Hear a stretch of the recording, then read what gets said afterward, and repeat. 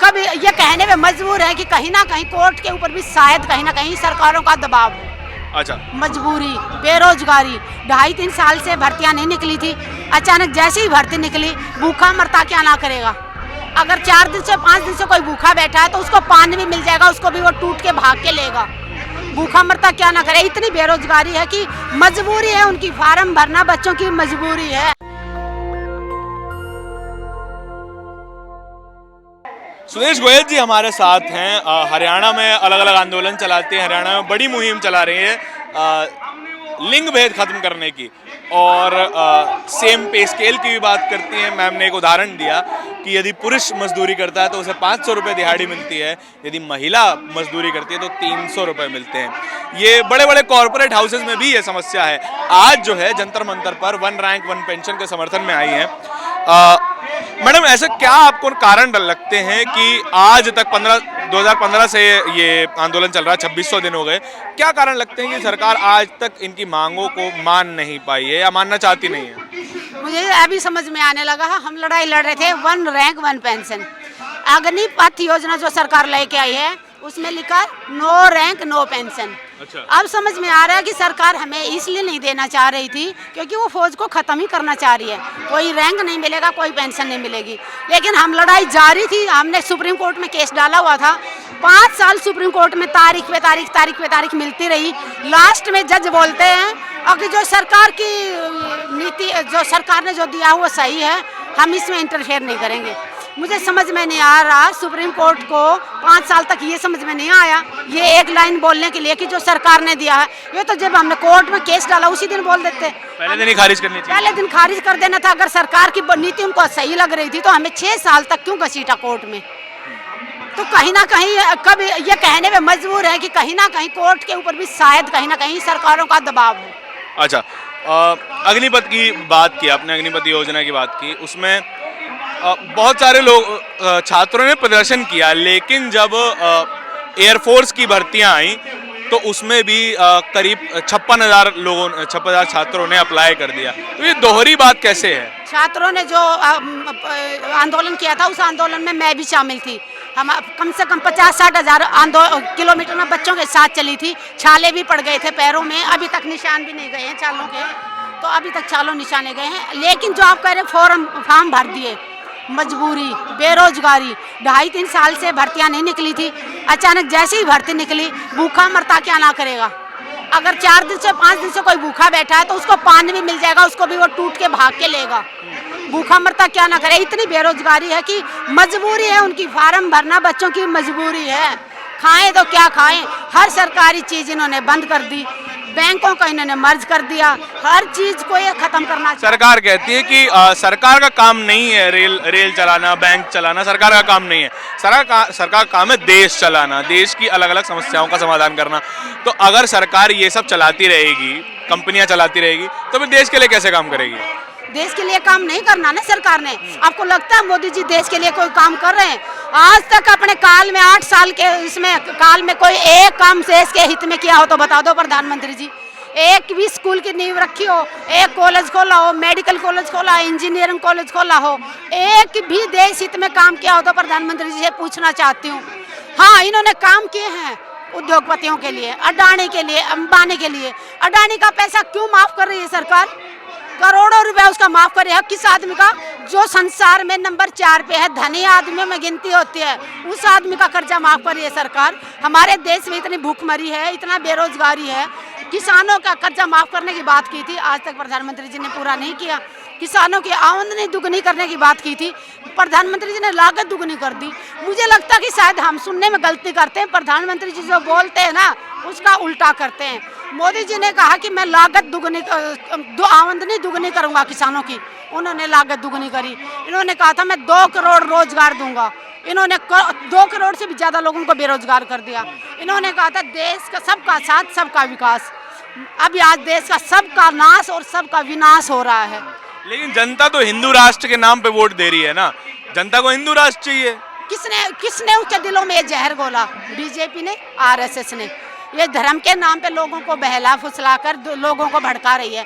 अगर हमारे संविधान में लिखा है इस भारत देश में हिंदू मुस्लिम सिख ईसाई 4 धर्मों का देश है, तो कैसे प्रधानमंत्री जी या तो प्रधानमंत्री जी आप ये बता दो कि आप संविधान को नहीं मानते, संविधान की रिस्पेक्ट नहीं करते, या तो खुल के पहले एक बात पे आ जाओ, या तो साफ साफ बोलो कि आप संविधान को नहीं मानते। अगर संविधान को मानते हो तो फिर आप हिंदू राष्ट्र कैसे बना सकते हो? आप हिंदू राष्ट्र बनाना चाहते हो तो पहले अपना संविधान बदलिए, संविधान को चेंज किए और उसमें लिखिए कि ये देश हिंदू राष्ट्र है, तब आप दूसरे धर्मों से बात कीजिए। दूसरा ये डरा रहे हैं लोगों को, हिंदू खतरे में है, हिंदू खतरे में है।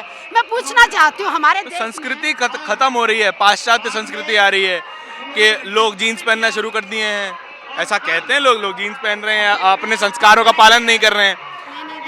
जीन्स पहनने से और कोई सूट पहनने से संस्कार नहीं बनते। अच्छा। संस्कार इंसान के दिल में होता है, शर्म उसकी आंखों में। दिखना भी तो चाहिए संस्कार। हाँ, तो संस्कार दिखना वो देखने वालों की आंखों में ना कि आप किसको संस्कार सोचते हैं। अब बहुत से लोग तो ऐसे हैं जो हमारे जैसी महिलाएं यहाँ समाज में आके आवाज़ उठाती हैं, हम लोगों को ये पता नहीं क्या क्या सवाल उठाते हैं, हम लोगों को बलात्कार की धमकियाँ दी जाती हैं।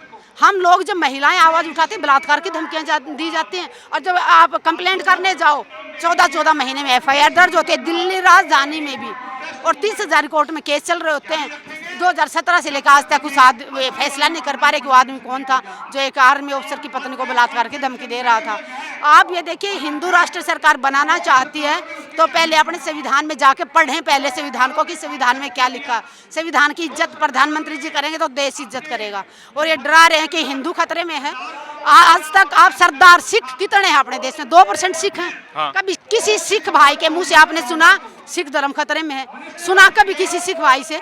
अगर वो 2% होके सुरक्षित हैं, अपने वो इतने लाखों लोगों का पेट भर रहे हैं, तो हम 80% होके कैसे खतरे में हो सकते हैं? ये लोगों को बेवकूफ़ बना रहे हैं, धर्म के नाम पे ये लोगों को बांट रहे हैं, और धर्म के नाम पे हमारे लोग बट भी रहे हैं। धर्म के नाम पे लोग मरने को तैयार हो जाते हैं। ये नेता अपने सरकार झूठ थोड़ी बोलेगी जब वो बोलती है कि गजवाए हिंद की तैयारी हो रही है। सरकार झूठ नहीं बोलती, लेकिन जब से ये प्रधानमंत्री जी कुर्सी पे आई, इन्होंने सच कौन सी बोली है? मैं पूछना चाहती हूँ, आज तक प्रधानमंत्री जी ने एक शब्द सच का बोला? मैं तो ये कहूँगी कि आज तक के सबसे झूठ बोलने वाले प्रधानमंत्री तो नरेंद्र मोदी जी हैं। थोड़े दिन पहले ये बात कर रहे थे, इनका 2 वीडियो आ रहे थे, अभी घूम रहे थे। एक बहुत पुराना वीडियो जिससे बोल रहे हैं लस्सी पे उस पे घी, लस्सी पे, दूध पे, आटे पे, चावल पे GST नहीं होना चाहिए। अभी खुद GST लगा रहे हैं। ये अपनी जुबान पे कहीं कायम है। टैक्स तो देश हित के लिए होता है ना मैडम। टैक्स नहीं देंगे सड़कें कैसे बनेंगी, स्कूल कैसे बनेगा? देश हित के लिए होता, मैं मानती हूँ, बट देश हित में लगाए तो सरकार उनसे MLA खरीद रही है, सरकार उनसे MP खरीद रही है। देश का जो हम टैक्स भरते हैं ना, उसका सारा पैसा कहाँ जा रहा है? मंत्री सरकारें तोड़ने में जा रहा है। देश हित में तो इन्होंने एक पैसा भी नहीं लगाया। देश हित में कहीं पे भी इन्होंने एक पैसा नहीं लगाया। इन्होंने कॉलेज स्कूल कोरोना के नाम से बंद करके रखे हुए हैं, सरकारी स्कूल ये बंद कर रहे हैं।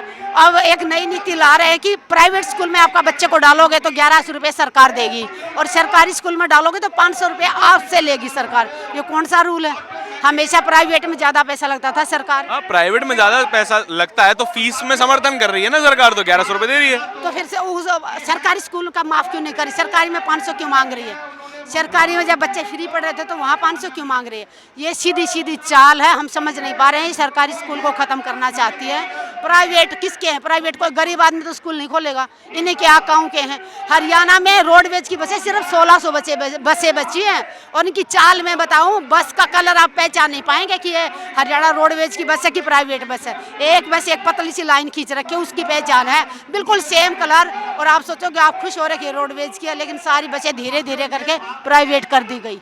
हर चीज़ प्राइवेट हो जाएगा तो देश का काम कैसे चलेगा? ये सिर्फ अडानी अंबानी को देश का मुखिया बना। सरकार कहती है प्राइवेट में भ्रष्टाचार नहीं होता, सरकारी में भ्रष्टाचार होता है, इसलिए प्राइवेट इस्तेमाल करो। भ्रष्टाचार तो सबसे बड़ा प्राइवेट में होता है। कैसे? इसने अडानी का लाखों करोड़ों क्यों माफ कर दिया? लाखों करोड़ों अडानी का क्यों माफ कर दिया? किसी सरकारी कर्मचारी का बताओ इन्होंने कोई लोन माफ करा हो तो? किसी किसान का लोन माफ किया हो तो बताओ? किसान की आमदनी दुगनी की बात कर रहे थे, उनकी लागत दुगनी कर दी। ये सिर्फ एक भी वादा पूरा नहीं किया। मैं लिख के देती हूँ, प्रधानमंत्री जी सामने आ जाएं, अगर हिम्मत है तो। आप पत्रकार हो ना, आज तक आपका भी मन करता होगा कि आप प्रधानमंत्री से सवाल करें। 8 सालों में कभी प्रधानमंत्री जी ने किसी पत्रकार के सवाल का जवाब दिया? किसी पत्रकार को मौका दिया कि आप उससे सवाल करें? वो हैं तो हमारे देश के प्रधानमंत्री, तो हमारे देश के पत्रकारों का, हमारे देश की जनता का हक बनता, हमारा फर्ज है, हक बनता है कि हम अपने प्रधानमंत्री जी से बात करें, सवाल करें। मजबूत नेता से सवाल नहीं किए जाते, मैं ऐसा कहती है सरकार। मजबूर हैं, मजबूत नेता मजबूत नहीं है, सबसे बड़े कायर हैं, सबसे बड़े कायर हैं, जो कठपुतली बने हैं उद्योगपतियों के इशारों पे नाचने वालों को आप मजबूत कहेंगे। मजबूत नेता वो होते हैं जो खुल के सामने आए, सच का साथ दें। और मजबूत जो हमारी सेनाओं के जो पहले थे, हमारे सबसे पहले मैं नाम भूल गई उनका, वो उन्होंने जब इंदिरा गांधी प्रधानमंत्री थी, उन्होंने कहा था कि लड़ाई अब शुरू होनी चाहिए। उन्होंने कहा था कि मेरी मर्जी से तारीख मैं तय करूंगा। आज के हमारे चीफ हैं वो भी इनके इशारों पे नाच रहे हैं। सेना भी इन्होंने राजनीति में घसीट लिया है। कहीं ना कहीं सेना हमेशा राजनीति से दूर रहती थी। इन्होंने जब जनरल रावत को सुपरसीड करके बनाया, उसके बाद इन्होंने जनरल रावत से काम निकलवाने थे। आज सेनाओं की जितनी भी कैंट की ज़मीन थी, सारी ज़मीन इन्होंने अपने कब्जे में ले ली। पोल्ट्री फार्म थे वो इन्होंने ख़त्म कर दिए। हर चीज़ सेना से छीनते जा रहे हैं। तो ये हर जगह जहाँ पे भी अपना फायदा देखने के लिए लोगों को लाते हैं। अभी कहते हैं कि आदिवासी महिला को इन्होंने राष्ट्रपति बनाया। आपको लगता है वो अपनी इच्छा से अपने फैसले ले पाएगी? वो पहली आदिवासी महिला हैं जो अब प्रधानमंत्री राष्ट्रपति बनी है, तो वो कुछ ना कुछ तो जो खुशी की बात है। लेकिन अब याद रखना इस बात को मेरा भाई, इसके पीछे भी कोई ना कोई इनका अपना स्वार्थ है। आने वाले आदिवासी समाज को एक मनोबल मिलेगा कि हमारे समाज की औरत बैठी है वहाँ पर। अच्छा, दलित समाज का हमारे कोविंद साहब को लेके आए थे, कितना भला हुआ था। कुछ नहीं किया उन्होंने, कितना भला हुआ। जिस टाइम उनकी विदाई हो रही थी, हमारे राष्ट्रपति 2 बार हाथ जोड़ के नमस्ते कर रहे थे। मोदी जी ने उनसे मुंह फेर रखा था। मतलब तेरा काम के लिए लेके आते हैं, जब काम निकल जाता है तो ये मुंह मोड़ लेते हैं। मोदी जी फोटो खिंचवाने में व्यस्त होंगे, क्या दिक्कत है? जब आपने अडवाणी जी की जरूरत है, मोदी जी को बीजेपी में आना था, अडवाणी जी के पैर छूते थे। वीडियो फोटो आए हुए अडवाणी जी के पैर छूते थे। और जब इनको कुर्सी मिल गई, प्रधानमंत्री बन गए, अडवाणी जी के आगे से निकल गए। अडवाणी जी बेचारे हाथ जोड़ के नमस्ते करते रह गए और उन्होंने इनका नमस्ते का भी जवाब नहीं दिया। सेम वही किया इन्होंने। हमारे राष्ट्रपति 5 साल रहे, इन्होंने उनकी जी हजूरी करी और उसके बाद जिस दिन उनकी विदाई थी उनसे मुंह मोड़ लिया। तो जो हमारी मैडम आई हैं उनके साथ भी ऐसा ही होने वाला है। इन्होंने हो सकता है जिस क्षेत्र से वो आई है वहाँ की ज़मीन पे कब्जा करना हो, वहाँ की ज़मीन उद्योगपतियों को दिलानी होगी। पक्का इसके पीछे कोई इनका स्वार्थ है। बिना स्वार्थ के तो ये किसी को पानी भी नहीं पिलाते, कुर्सी तो बहुत दूर की बात है। देखिए, मैडम ने बहुत बड़े बड़े सवाल उठाए हैं। राष्ट्रपति मुर्मू पे सवाल उठाए हैं, रामनाथ कोविंद पे सवाल उठाए हैं, अग्निपथ योजना पे, प्राइवेटाइजेशन पे बहुत ही मुखर होके बोलती हैं। और ऐसे मुखर होके बोलने वाले लोगों की इस देश को बहुत ज़्यादा ज़रूरत है, क्योंकि वो सवाल उठाते हैं और ये सरकार सवाल उठाने वालों से डरती है। हर वो सरकार जो जनता की हितैषी नहीं है, वो सरकार वो सवालों से डरती है। लेकिन हम आपके हिस्से के सवाल इस चैनल के माध्यम से उठाते रहेंगे और बार बार चिल्ला के ये कहते रहेंगे कि आप देश हित में काम नहीं कर रहे।